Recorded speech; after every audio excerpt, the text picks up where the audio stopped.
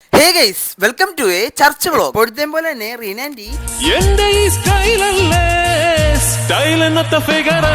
അപ്പോ ഇന്നത്തെ വ്ലോഗ് എന്ന് പറഞ്ഞാൽ വരാപ്പുഴയിലെ ഏലീശാമ്മയുടെ പള്ളിയിലേക്കാണ് ഞങ്ങൾ എല്ലാവരും കൂടി പോകുന്നത്. പോണ വഴി സിബിമോമിനെ കൊണ്ടുപോയി. ഇതുപോലത്തെ വണ്ടി ഓടിച്ചിട്ടുണ്ടോടാ? ഇങ്ങനെയൊന്നും അല്ലടാ. അവസാനം ഒരു കൂട്ടച്ചിരിക്ക് ശേഷം അങ്ങനെ സിബിമോമി വണ്ടി കയറിയിരിക്കുകയാണ്. ഇത് വിനു സിംഗ്, ഇത് സുഗു സിംഗ്. ഈ വിനു സിംഗ് അങ്ങനെ സുഗു സിംഗിനെയും വിനു സിംഗിനെയും വണ്ടി പറഞ്ഞിട്ട് ഞങ്ങളെ നേരെ പുറകെ വെച്ച് പിടിക്കുകയാണ്. പള്ളുരുത്തിൽ നിന്ന് ഏകദേശം 1.5 മണിക്കൂറത്തെ ഓട്ടോ ഉണ്ട് വരാപ്പുഴ എത്താൻ. അങ്ങനെ പോയി സുഭാഷ് പാർക്ക് വരെ എത്തി. സുഭാഷ് പാർക്കിലാണെങ്കിൽ ഞായറാഴ്ച ആയതുകൊണ്ട് അത്യാവശ്യം നല്ല തിരക്കുണ്ടായിരുന്നു. എന്റെ മുഖത്തെ എക്സ്പ്രഷൻ കണ്ടറിയാ സൂര്യൻ ബഹുത്ത് അച്ചാഹേ എന്നാണ് ഞാൻ മനസ്സിലായി ഇപ്പൊ പറഞ്ഞോണ്ടിരിക്കുന്നത്. അങ്ങനെ യാത്ര വീണ്ടും തുടർന്നുകൊണ്ടിരിക്കുകയാണ്. അങ്ങനെ പോണ വഴി ഒരു ടോൾ ഉണ്ടായിരുന്നു. 21-ാം വയസ്സിൽ ലൈഫ് സെറ്റിൽ എന്ന് പറഞ്ഞപ്പോ SCCA കൊടുക്കണ എന്റെ ചേച്ചിയെടുത്ത് ഞാൻ ചോദിച്ചു എന്താണ് ആ പോസ്റ്റർ കണ്ടിട്ട് പറയാനുള്ളത്. തെറ്റായിരുന്നെങ്കിൽ എന്താണ് അതെങ്ങനെ പറയാറില്ല. തെറ്റുമല്ല ലൈഫില്ല.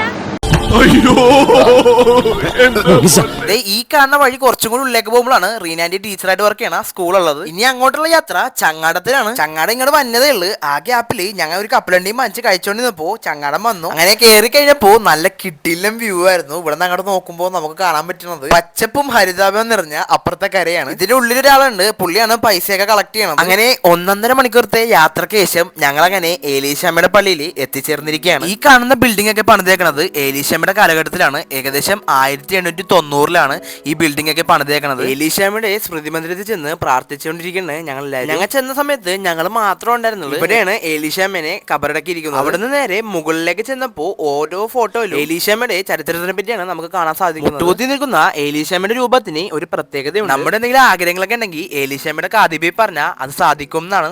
മദർ ഏലീശാമ്മയുടെ കബറിടമാണ്. സാധാരണ സ്ത്രീയായിട്ട് വിവാഹം കഴിച്ച് ഭർത്താവൊത്ത് ജീവിച്ച് ഒരു കുഞ്ഞുണ്ടായിരുന്നു. അതിനുശേഷമാണ് ഭർത്താവ് രോഗം വന്ന് മരിക്കുകയും അതിനുശേഷം കുഞ്ഞുമായിട്ട് ജീവിക്കുകയും കുഞ്ഞിന് അസുഖമായിട്ട് കുഞ്ഞും മരിക്കുകയും ചെയ്തു. സ്ത്രീകളെ തുന്നൽ പഠിപ്പിക്കുകയും ചെറിയ ചെറിയ തൊഴിലൊക്കെ അഭ്യസിപ്പിച്ച് സ്വന്തം കാലിൽ നിൽക്കാനായിട്ട് പ്രാപ്തിയാക്കാനൊക്കെ ഒരുപാട് പരിശ്രമിച്ച ഒരു പുണ്യവതിയാണ് ഏലീശാമ്മ. റീനാന്റി പറഞ്ഞ എക്സ്പ്ലനേഷൻ എല്ലാവർക്കും ഇഷ്ടപ്പെട്ടോന്ന് കമന്റ് ചെയ്യുക. എന്റെ മമ്മീനെ ചെറുപ്പത്തിൽ പഠിപ്പിച്ച സിസ്റ്ററിനെ അവിടെ വെച്ച് കണ്ടു. ഗൈസ്, എന്റെ മമ്മിയും ഏലീശാമ്മയും തമ്മിൽ ഒരു ബന്ധമുണ്ട്. കാരണം എന്റെ മമ്മിയുടെ പേര് ഏലീഷ ലിൻസി എന്നാണ്. അപ്പൊ ഇന്നത്തെ വ്ലോഗ് ഇത്രേ ഉള്ളൂ. ബൈ.